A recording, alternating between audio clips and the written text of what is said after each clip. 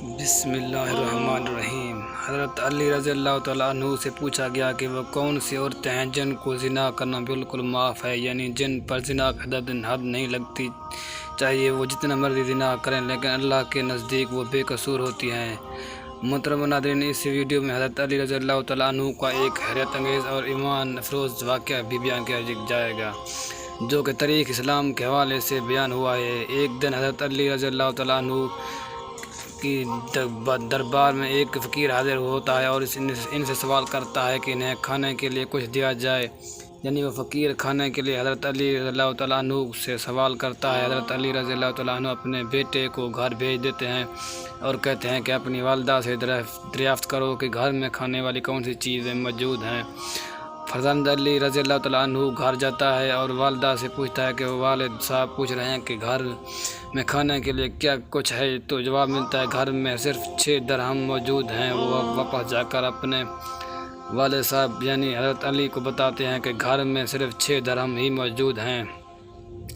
اس پر حضرت علی حکم دیتے ہیں کہ گھر میں جا کر اپنے والدہ سے وہ 6 درہم لے آؤ تاکہ وہ فقیر کو دیے جا سکیں۔ اس پر جب آپ کا بیٹا گھر جا کر اپنی والدہ سے وہ 6 درہم لیتا ہے تو والدہ اسے یہ رقم دیتے ہوئے کہتی ہے کہ اپنے والد صاحب کو بتا دینا کہ گھر میں رات کے کھانے کے لیے کچھ بھی نہیں ہے۔ اب وہ اس فقیر کو کچھ 6 درہم دیتے ہیں اور اپنے والد یعنی حضرت علی کو بتا دیتے ہیں کہ گھر میں رات کے کھانے کے لیے کچھ بھی نہیں ہے۔ اس پر حضرت علی نے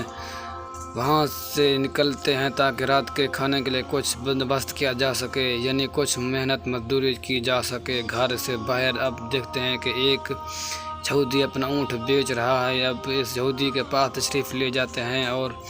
اس سے دریافت کرتے ہیں کہ اس اونٹ کی قیمت کیا ہے۔ اس پر وہ یہودی کہتا ہے کہ اگر اس اونٹ کی قیمت آج ہی ادا کریں گے تو یہ 1 سین درہم ملے گا، لیکن اگر اس اونٹ کی قیمت 6 روز کے بعد ادا کرو گے تو 140 درہم میں دوں گا۔ لہذا پیسے موجود نہ ہونے کے بعد حضرت علی رضی اللہ تعالیٰ عنہ اس یہودی سے 140 درہم کے بدلے وہ اونٹ لے لیتے ہیں اور اسے 6 روز بعد رقم ادا کرنے کے لیے کہتے ہیں۔ اس شخص نے اونٹ لے کر حضرت علی رضی اللہ تعالیٰ عنہ بازار کی طرف رخ کرتے ہیں تاکہ اس اونٹ کو بیچ کر رقم حاصل کی جا سکے اور رات کے کھانے کا بندوبست کیا جا سکے۔ یہ اونٹ بہت ہی شاندار تھا اور اس کے کھال بھی کافی چمکدار تھی، اس لیے بازار میں لوگ جمع اونٹ کو دیکھ کر بہت خوش ہو جاتے ہیں اور اس کی نیلامی کا عمل شروع ہو جاتا ہے اور 100 درہم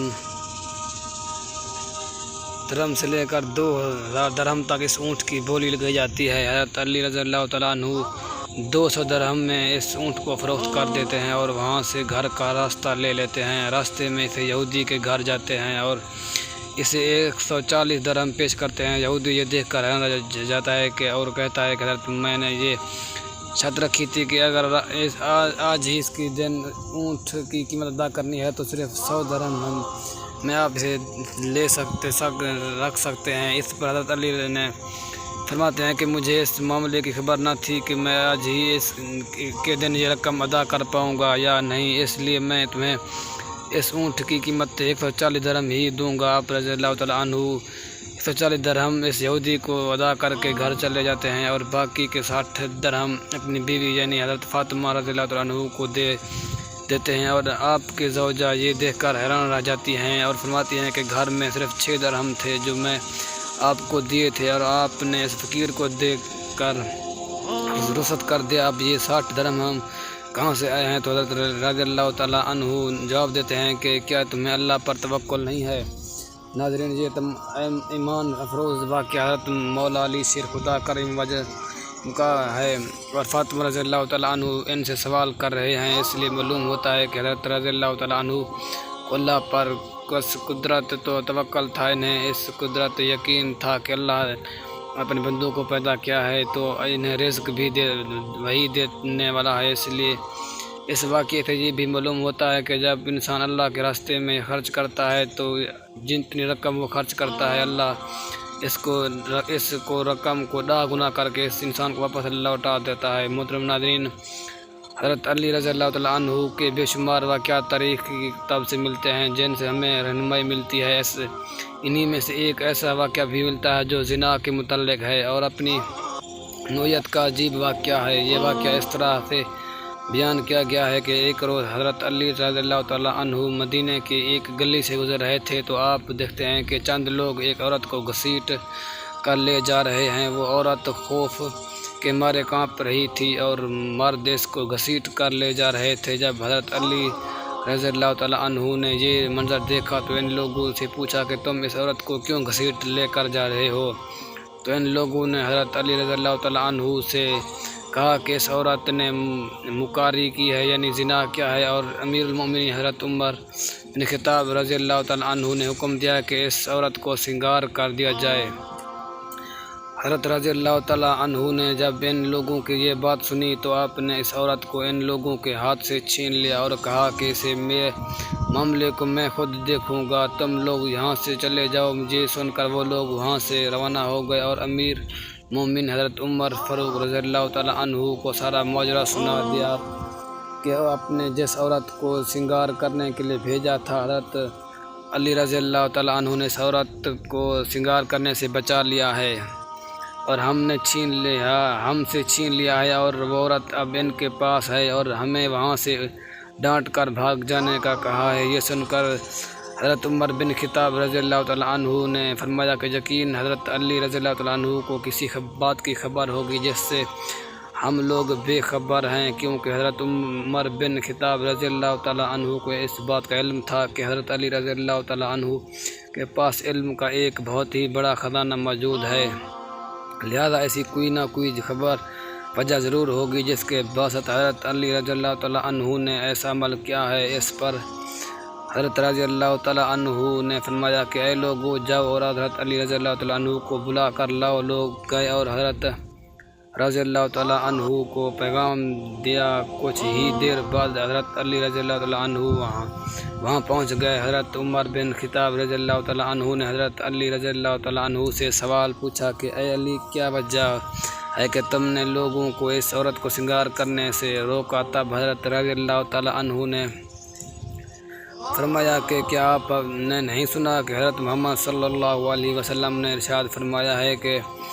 3 لوگوں کے اوپر سے قلم اٹھا لیا جاتا ہے، یعنی ان کے اعمال لکھنے نہیں جاتے اور وہ بے قصور ہوتے ہیں، یعنی ان کے گناہ نہیں لکھے جاتے۔ ایک وہ آدمی کہ جو سویا رہا یہاں تک کہ وہ بیدار ہو جائے، دوسرا کہ وہ جو نابالغ ہو یہاں تک کہ وہ بالغ ہو جائے، اور تیسرا وہ جو ہوش میں نہ ہو کہ دیوان ہو درویش ہو۔ حضرت عمر بن خطاب رضی اللہ تعالیٰ عنہ نے جب یہ سنا تو فرمایا ہاں رسول پاک صلی اللہ علیہ وسلم کو یہ بات ارشاد فرماتے ہوئے میں نے بھی سنا ہے۔ اس پر حضرت رضی اللہ تعالیٰ عنہ نے مسکرا کر فرمایا کہ اے امیر المومنین، اس عورت کو بھی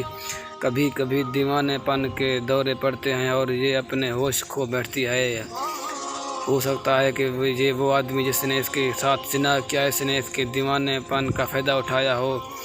حضرت عمر رضی اللہ تعالیٰ عنہ نے جب یہ سنا تو اس عورت کو رہا کرنے کا حکم دیا۔ محترم ناظرین، اس واقعہ سے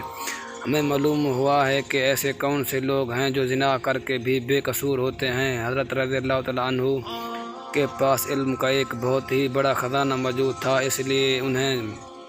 باپ علم بھی کہا جاتا ہے۔ حضرت رضی اللہ تعالیٰ عنہ کی زندگی کا ایک اور قابل ذکر واقعہ ہے۔ حضرت اپنی عبادت پورے وقت پورا ادا کیا کرتے تھے، یہی بات کفار اور منافقین کو کسی بھی صورت بھائی نہیں تھی۔ ایک روز منافقین نے یہ حضرت طے کیا کہ جب حضرت علی نماز ادا کرنے لگے تو وہ انہیں عبادت سے دور رکھیں گے اور انہیں باتوں میں مشغول کر کے ان کے خلاف عبادت میں خلاف پیدا کر دیں گے تاکہ ان کی عبادت تاخیر کا شکار ہو جائے۔ لہذا انہوں نے عصر کے وقت جب دیکھا رضی اللہ تعالیٰ عنہ نماز کے لیے تشریف لے جا رہے تھے تو انہوں نے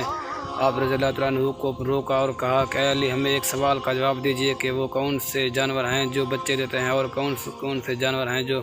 انڈے دیتے ہیں۔ ان کا خیال تھا کہ حضرت علی رضی اللہ عنہ ہمیں جانوروں کے نام گنوا شروع کر دیں گے تو اس عمل میں کئی گھنٹے لگ جائیں گے اور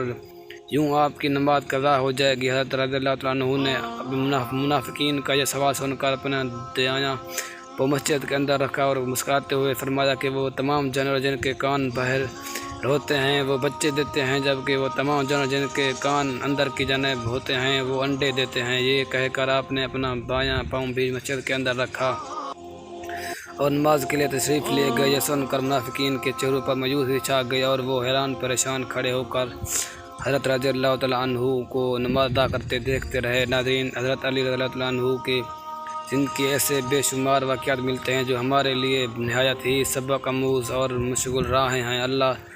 عز و جل سے دعا ہے کہ ہمیں نیکی کی باتوں سننے اور ان